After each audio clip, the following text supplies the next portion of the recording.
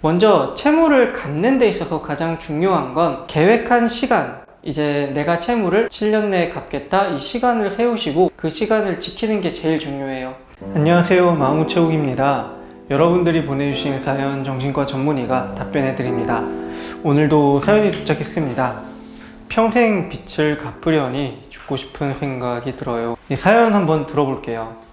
40대 초반 두 아이를 키우고 있는 워킹맘입니다. 어릴 때 아버지는 돈 버는 일엔 관심이 없고 엄마는 교회를 열심히 다니면서 자식들에게 강요했어요. 공부는 잘하지 못했고 고등학교는 겨우겨우 상고를 다녔는데 운 좋게 좋은 회사에 취업이 됐고 지금도 다니고 있어요. 그런데 취업한 고3부터 지금까지 계속 빚만 갚고 있네요. 부모님이 만든 빚부터 어찌어찌 결혼은 했는데 돈 한 푼 없이 결혼해서 집을 옮기며 빚을 지고 갚고 갚을 수 있음에 감사하며 살고 있는데 지인과 엮인 투자 문제로 수억의 빚을 또 지고 갚고 있네요.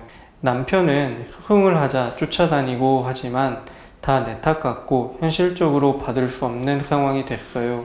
어릴 때부터 죽음에 대한 생각이 많았는데 요즘은 하루 종일 어떻게 하면 제일 고통이 없이 갈 수 있을까 생각만 해요. 회사에선 가면을 쓴 것처럼 밝게 지내는데 속으론 내가 정상인가 싶고 그러다 핀잔이라도 몇 번 들으면 세상이 무너지는 것 같은 상처를 받아요. 죽음에 대한 생각을 보통 사람은 안 하나요? 우울증인 건지 보통 사람들도 생각은 해보는지 언제까지 이렇게 살아야 하는지 답이 없고 죄 없는 남편은 왜 이렇게 보기 싫은지 이혼도 생각하고 있어요. 저 병원에 가봐야 할 상황인가요? 사실 일반인들도 죽음에 관해서 생각을 하기는 하죠. 그런데 일상 속에서 마주치는 스트레스 상황 때문에 죽음에 대해서 생각하는 일은 드뭅니다. 결론부터 말씀드리면 지금 이 정도의 상황이라면 정신과에 방문하셔서 진료받으시는 걸 권해요. 일상생활 속에서 아픔을 받는 일들이 꽤 많아요. 하루에도 뭐 3-4차례, 많은 분들은 10차례씩 상처를 받는데 그때마다 죽음에 관한 생각이 든다면 이거는 이미 우울하다는 의미이기도 하고 또 불필요한 일로 자책을 하게 되는 경향이 더해진다면 실제로 자살을 수행하시는 경우들도 꽤 있습니다. 이제 부채에 관해서 말씀을 해주셨는데 최근에 부채에 관한 문제로 많이 방문한다고도 제가 말씀을 드렸잖아요. 그 이유가 이제 크게 나눠보면 두 가지인 것 같아요. 부동산 관련된 부채로 오시는 분들은 보통은 없으시더라고요. 왜냐하면 부동산 같은 경우에는 그 규모가 크기 때문에 상환 계획을 미리 세워놓은 상태에서 부채를 지시고 그렇기 때문에 부채가 문제가 되는 경우는 많지 않은 듯합니다. 문제가 되는 부채는 크게 두 종류인데요. 하나는 지금 사연 보내주신 것처럼 이제 사업 투자나 지인에게 돈을 빌려줬다가 부채가 생기는 경우, 이 경우에는 이게 부채가 될 거라고 예상이 안 됐기 때문에 당연히 상환 계획이 없으시고 그래서 부채 총 액수가 큰 경우도 있지만 대부분은 갑자기 이제 갚아야 될 돈이 없어서 스트레스를 받게 되시는 경우가 많아요. 다른 한 가지 경우는 이제 최근 투자 중에 하나죠. 뭐 비트코인이나 이제 주식 투자를 했다가 무리한 투자로 이제 빚이 생기시게 되고 그 다음에 도박 등에 이제 관련돼서, 왜냐면은 빚이 생기면은 사람은 누구나 갚고 싶은데 그 빚을 가장 빨리 갚을 수 있는 방법 중에 하나가 도박이거든요. 그런데 도박도 당연히 가능성이 높지 않다 보니까 실패를 하시게 되고 그럼 그 부채 규모가 굉장히 커져서 방문해지시는 경우, 이 두 가지가 요즘 가장 흔한 타입이기는 합니다. 이 그 두 가지 경우로 오시는 경우에 일단 저는 크게 방향을 두 가지로 나눠요.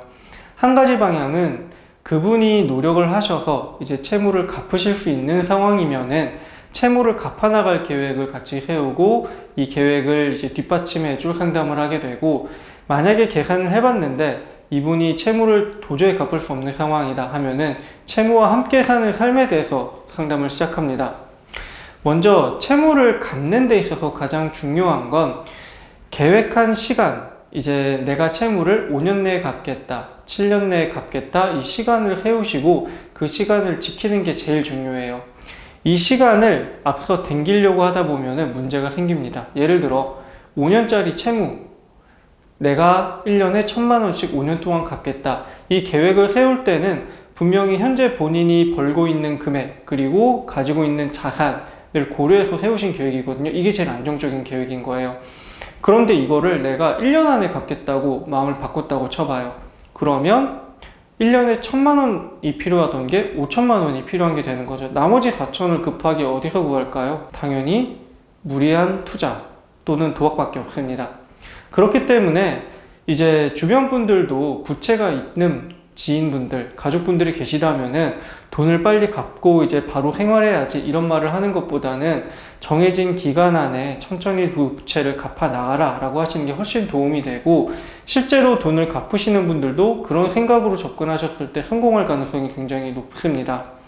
그래서 부채를 갚을 수 있는 상황이라면 내가 부채 상환 기간을 고정해 놓고 그 고정한 기간을 지키겠다, 더 빨리 더 늦게도 아닌 그 기간을 지키겠다라는 생각으로 갚아 나가시는 게 제일 좋아요. 두 번째, 인생을 노력을 해도 갚을 수 없는 부채라는 건 존재합니다. 물론 이제 크게 사업을 하다가 아니면은 다른 이유로 뭐 가족들의 부채를 떠안게 되는 경우도 가끔씩은 있으니까요. 그런 것 때문에 너무 큰 부채가 생긴 경우에는 이제 그 부채를 상환하면서 평생 동안 살아가시는 경우도 종종 있어요. 이 경우에 가장 중요한 건 이제 금전적인 것에서 만족도를 얻기는 힘들어지기 때문에 내 일상생활에서 아니면은 평소에는 즐거움이라고 생각하지 않았던 그런 부분에서 즐거움을 찾으셔야 됩니다.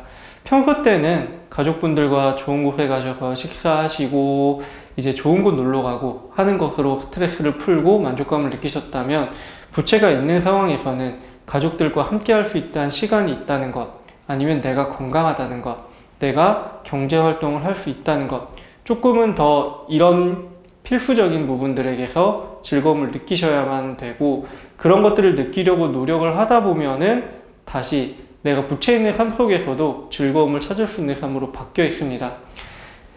내가 평소에 즐거움을 못 느끼던 것에서 느끼는 것 자체가 굉장히 어렵기는 하지만 평생 부채를 갚아야 된다면 이건 반드시 필요한 능력이기도 하거든요. 그렇기 때문에 이 두 가지 상황 중 본인이 어떤 상황에 해당하는지 먼저 확인을 해보시고, 본인에게 맞는 이제 상담과 본인에게 맞는 전략을 세우시기를 빕니다.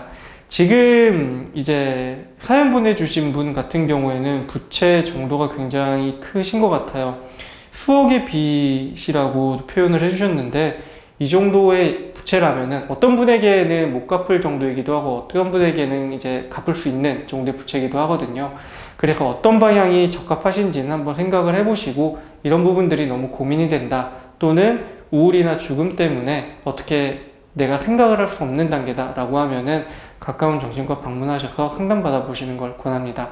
그러면 오늘은 여기까지 할게요. 감사합니다.